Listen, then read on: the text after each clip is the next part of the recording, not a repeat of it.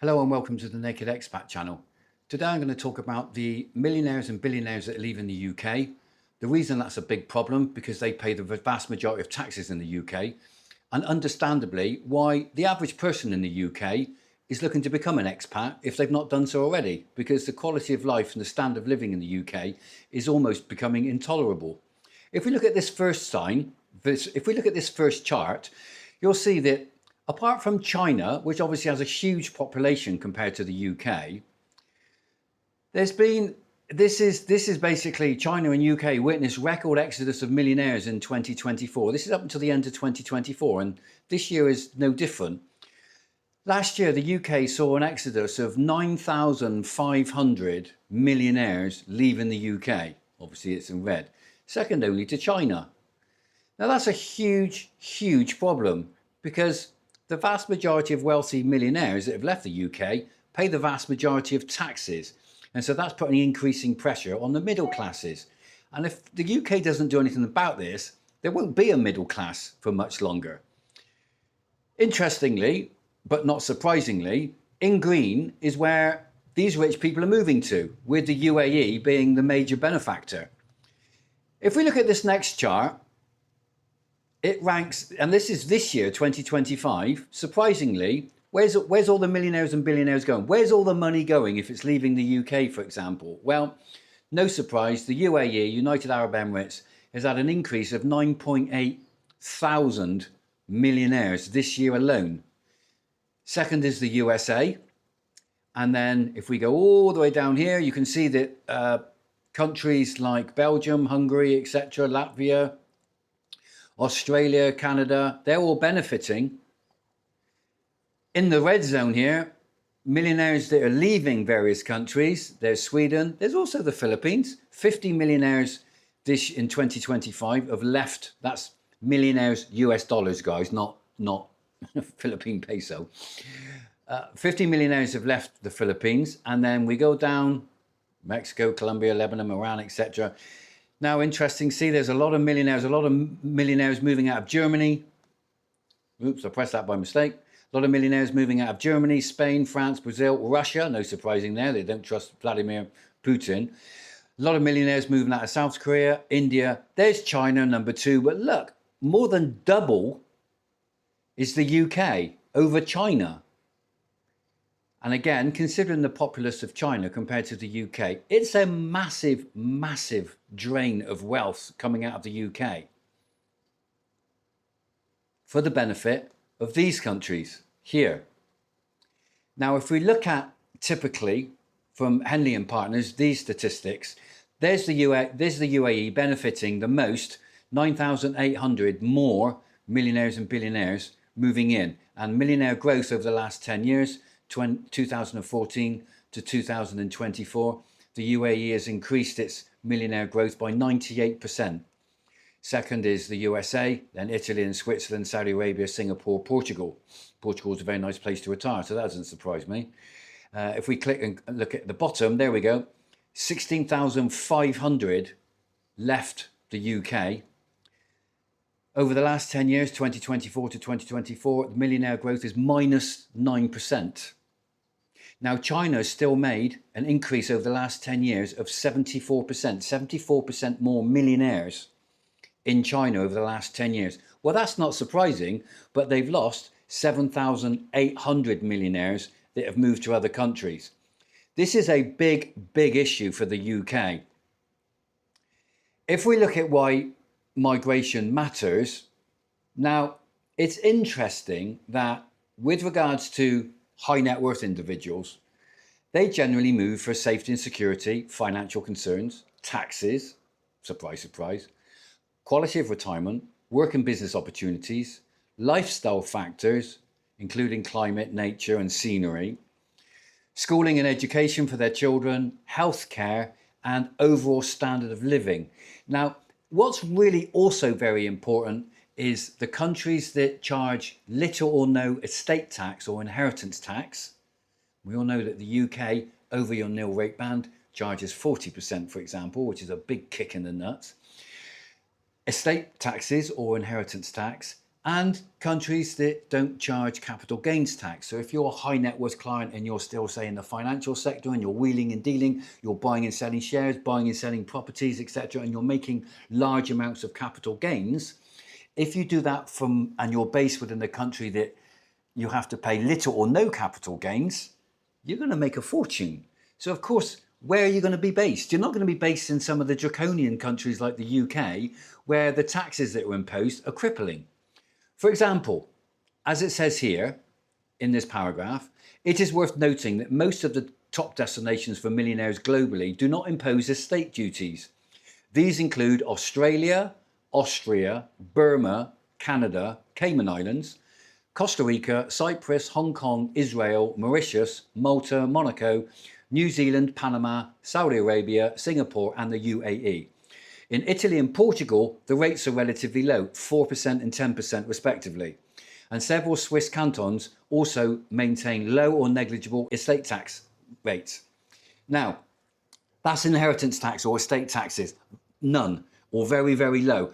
And Portugal, for example, is a very, very popular place to retire because of the climate and the history, the culture, the food, etc. And the fantastic, wonderful coastline. And it imposes a 10% estate tax, which is very, very low. In Italy, 4%, again, all around the Amalfi Coast in Italy. No wonder rich people are going to be moving there and being based there if they only pay 4% in estate tax. This is very important for high net worth individuals that are making gains on a regular basis, because these jurisdictions have no capital gains tax. And these include Bermuda, Cayman Islands, Hong Kong, Mauritius, Singapore, and the UAE again, of which are traditionally popular destinations for migrating millionaires, especially for those operating in the financial services sector, as I've said. That's very, very important, because why is it important for all expats? Well, because these wealthy individuals got a lot of money and they're not happy in their countries. So it's not just the blue or white collar worker that's worked all of their life and they're fed up with the UK or Europe and they want a better quality of life abroad. Even people with pots and pots of money, the multi-millionaires, are not happy with the situations either. Okay, they can buy a better standard of living in some places in America, which we'll come on to in a moment, because money does talk. But ultimately, these people aren't happy either. It's a massive problem globally, and that's why I think people will become more and more transient, and expats, including my subscribers on my YouTube channel, think of your wealth as the center of a mind map. But that's not necessarily where you live. Like I've said, hold the vast majority of your assets offshore, and then you can live in other countries. Now, depending on your amount of wealth and depending on what properties you might own or rent abroad, you can live in multiple different countries and keep your assets securely based in one place offshore. As we can see this chart from Henley and Partners, there is a lot of wealth, centimillionaires, that's people holding at least $100 million or more, in various cities in the USA. That doesn't come as any surprise whatsoever. Old money, new money, oil money, etc. And various cities in China, for example, and France, Japan, Switzerland, India, UAE, Russian Federation. There is a lot of money around the world, and it's fair to say that if you've got a lot of money, you can buy a certain amount of comfort and quality of life because you can choose where you live. This is a fascinating chart with regards to capital exodus. This is in real time. Now, if we look at the amount of money moving in and out of countries, then if we look at China, that's 189.3 billion currently moving out of China. Second is the United Kingdom, which, considering the size, again, this is a huge problem for the United Kingdom. That's 144.3 billion. But if we look at the next chart, which is GDP per country, we can see that the GDP of China is 17.795 trillion, whereas the United Kingdom is 3.3. So China has got a massive amount of GDP compared to the UK. So it's very worrying that for such a small player, the UK is losing, second only to China, the amount of wealth exiting the UK. And if we look here, the largest benefactor of that is United Arab Emirates, surprise, surprise, which is 106.1 billion. This is in real term, capital exodus, real term this is, real term mapping of wealth. Now, the UK basically say, well, emigration and immigration, when they're criticised about the amount of people leaving the UK and the amount of wealth that's leaving the UK, they say, well, it's not a problem because there's people coming in on a one-to-one basis.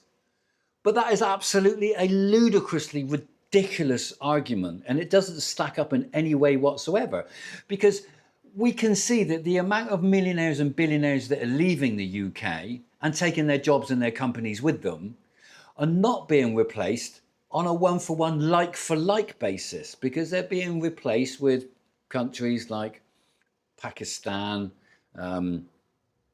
Albania, Zimbabwe, etc. And we'll look now at those so we can make a fair comparison and say, okay, well, if a UK GDP person leaves the UK and for the United Kingdom, that's a GDP of just under 50,000 US dollars per person, 49,224. Let's just round it up to 50,000. Or 40, we'll keep it at 49. Let's keep it at 49,000 US dollars per person in the UK. That's a GDP per capita of $49,000. Now, is it like for like basis? Well, let's take the first one. Let's look at Albania. That's popular coming in to the UK. 49,000 is being replaced with 8,375. Well, that's hardly like for like, is it? One for one. So for every British person leaving, it represents GDP of $49,000 being replaced with somebody from Albania with a GDP of 8,375. And it gets worse. Let's look at Pakistan. Pakistan GDP per capita, 1,365. So is that one for one? British person leaving the UK, 49,000 US dollar GDP per capita, being replaced with somebody from Pakistan with a GDP per capita of 1,365. I don't think so. Let's look at Zimbabwe, if it's on there. Yeah, Zimbabwe, 2,156, which is just ridiculous. And Afghanistan, so Afghanistan, $416. Who would have guessed? So when the government says, oh, it's okay because mass emigration is equal to one for one with immigration, they're just so wide of the mark, it's ridiculous. Afghanistan, GDP per capita, $416, compared to a British person, GDP per capita of over $49,000. It just doesn't stack up. It's a ridiculous argument. So there's a massive drain. And the problem with this is the wealth is moving out of the UK, being decimated now with poor people coming in. And all of the state's resources are just being diluted. The situation is getting worse. No wonder people want to be expats. No wonder people want to leave. If we look at earnings in the UK, this is interesting. If you look at earnings here, since 2022, earnings, that's PAYE, that's payroll earnings, have fallen in the UK consistently since 2022. And they are estimated in yellow here, or orange, to continue to fall. The estimate is it will continue to fall. Now, if we say, okay, well, is that regional? Well, no, it's not, because here's the regions of the UK. This dark blue line here represents the whole of the UK, and the sky blue line represents the actual geographical area, seasonally adjusted. So there's the northeast in decline, northwest in decline. The only area that has had a slight improvement, it's in decline, but it's declining less than the national average, is Northern Ireland here. We can see the sky blue uptick is in decline, but it's declining less than the UK average. So all areas of the United Kingdom, payroll jobs are in decline, and they've been in decline since 2022. They continue to be in decline, although Northern Ireland is declining at a lower pace. If we look at this area here, this interactive map here, we can see places like Glasgow, for example. Scottish Borders is declined by over 2%. This is seasonally adjusted year on year. So from May last year to May this year, everything is in decline. 1% Perth. This is the increase here in Northern Ireland. It's been up by 0.9%, 2% there, depending on the area. Let's look at let's hone in on Belfast, for example. There's Belfast, is up by 0.9%. Newry, 0.4%. Mid-Ulster, up by 0.9%. You get the idea. If we look at the UK in general, Wales here is down by 1.6%. North Wales there. Birmingham, down by 1.7%. Glasgow, Scottish borders, 9%. Let's come in on Glasgow. Areas of Glasgow. Glasgow down by 1.3% for Scottish. Edinburgh, it's always pop. Edinburgh's down by 1%. This is payroll jobs. Year on year is down, yeah, by over 1%. And London, surprisingly, if you look at London here, we zoom in on London. Virtually the whole of London, jobs are down 2.3% in Enfield, in Essex. No surprising there. Lots of riots there at the moment. Barnet is down 1.7%. Lewisham down 2.1%. If we go down on the south coast, look at Southampton down by 1.2%. This is real-time jobs data. Brighton down by 1.8%. Let's go over. Whoops. Let's go over to my home. Let's go over here to Bristol, down 1%. But you can hone in. You can come into any area. Yeah. Bath is down 0.4%. That's not too bad. But as you can see, the statistics are absolutely terrible. The job losses are continuing to fall at an alarming rate. So no wonder people are fed up. There's less jobs year on year. And surprisingly enough, the top 1% of people that pay tax in the UK, that's the people leaving, funnily enough, the millionaires and billionaires. The top 1% of people this year alone has caused the government to take 2% less in overall tax. That's an overall tax loss of 2% for the whole country, represented by the top 1% that have left. Now that's a frightening statistic, because that means there's less money in the pot, less money for services, less money for quality of life, and people's standard of living is going to continue to fall. I hope you found these charts of interest. This one is my particular favourite, showing which countries are attracting the millionaires and billionaires. That's where all the money's going.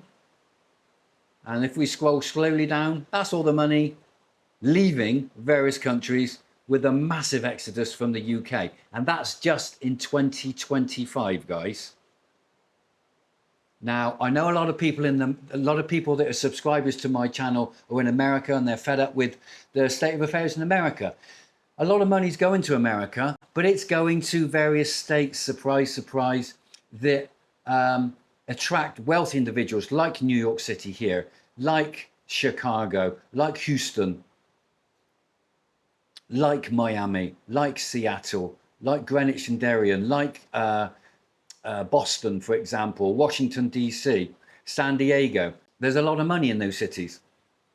But the overall state of America is no different to a lot of other places. There's a massive exodus of wealth as people and countries and online facilities make it possible for people to invest offshore in more tax efficient environments.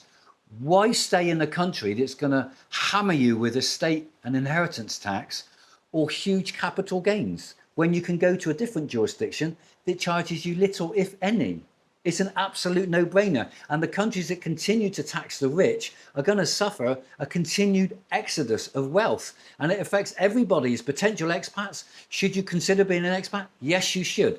Once you get your ducks in a row, don't do it too prematurely. Make sure you've got some money behind you, as I've said in plenty of my other videos. But once you've got some wealth behind you and your ducks in a row, should you be an expat? Hell yes, you should. Is your quality of life better elsewhere? Yes, it is. Of course it is. Trust me. Should you do it? Yes. And can you enjoy a healthy and comfortable lifestyle elsewhere in another country? Yes, you can. Of course you can. That's why so many people are doing it. And does it affect everybody? Yes, it does. Because as the wealth leaves your country, including places that used to be very, very stable and secure, like France, Germany, Spain, and America, a lot of the wealth that is leaving isn't going back there. So wealthy people spend money, and they're taking their jobs and their businesses with them. And on top of that, you've got the threat from AI taking some other blue-collar manual jobs. So AI and robots and everything else. So the situation is going to get worse, not better. I hope you found these charts of interest. I think they're absolutely fascinating. Thank you.